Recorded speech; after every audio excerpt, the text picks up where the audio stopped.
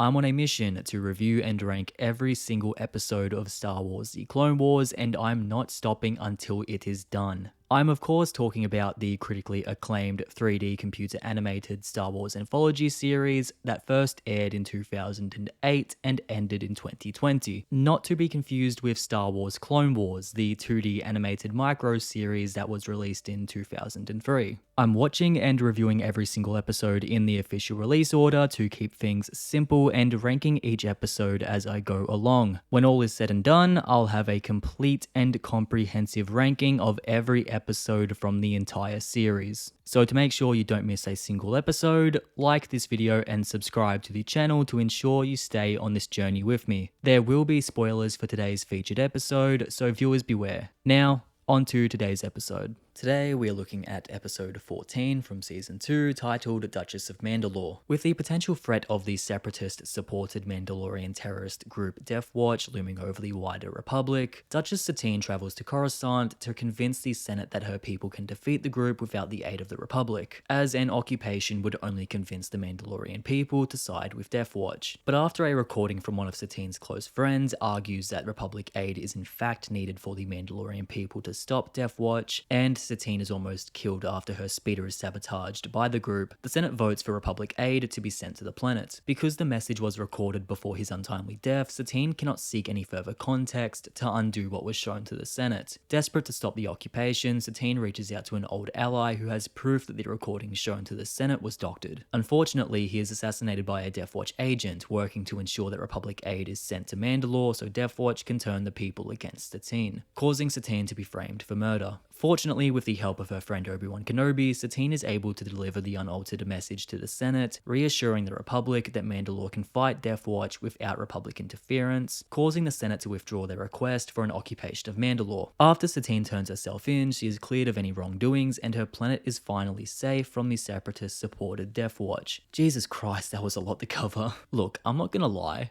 I totally forgot that this episode existed. That's not a dig towards the episode because it's fantastic, but for some reason this one just slipped through the recesses of my mind. I remember the episode with Jar Jar and his girlfriend, yet I couldn't remember this very important episode starring Satine and Obi-Wan. What on earth is wrong with me? Duchess of Mandalore continues to prove that Clone Wars' Mandalore arcs tend to provide us with some of the strongest episodes the series has to offer. It continues to provide a thrilling combination of politics, politically motivated violence, and even throws in some espionage for good measure. The core conflict at the center of this episode, Satine's desperate fight against a Republic occupation that would doom her planet, is an incredibly mature and compelling narrative for the episode to revolve around. Death Watch is working with the Separatists to do everything in their power to influence the Republic into occupying Mandalore, a plot that Palpatine is also clearly trying to orchestrate so that they can use the Republic presence as a call to arms to turn the Mandalorian people against Satine, giving Death Watch the power they need to take over Mandalore. In a roundabout way, a Republic occupation with good intentions would doom Mandalore. It's an incredibly complex situation, which is only made all the more surprising by the fact that this is all worked through in a children's cartoon. This is an incredibly personal conflict for Satine and her people. Death Watch is an incredibly passionate group, and having Obi-Wan and Satine's relationship mixed up somewhere in the middle of it all makes for a strangely emotional political plot. Clone Wars has a talent for making the politics of Star Wars compelling in a way that the prequels never could, and it's an astounding feat. Seeing Obi-Wan and Satine's political views drive a wedge between them is heartbreaking, and the deep trust they have in one another ultimately leading to their victory is the emotional core here, and it drives the narrative forward. Satine's mission to prove her people don't need the Republic delivers the brief yet fun action we get from this episode. I love the chases between her and the Mandalorian assassin trying to kill her, and I love the fight we get between him and Obi-Wan at the end of it all. We also continue to see a unique side of Obi-Wan in this episode. The usually calm and collected Jedi Master spends the entire episode anxious and worried for his friend. It shows an emotional side to Obi-Wan that we never really get to see, and it only makes for a more emotional episode. Duchess of Mandalore delivers the emotionally charged political action that Clone Wars has become known for over the years. Obi-Wan and Satine's relationship continues to inject compelling drama into the show, and it shows us a side of the Jedi we rarely see. The chase between Satine and her assassin are thrilling, her quest to prove her people's independence independence, and some thrilling politics all come together to create an episode that is as emotional as it is politically charged. And that was Duchess of Mandalore. Ranking it against every other episode of Clone Wars I've reviewed so far, it currently sits at number 10. Will it hold this place?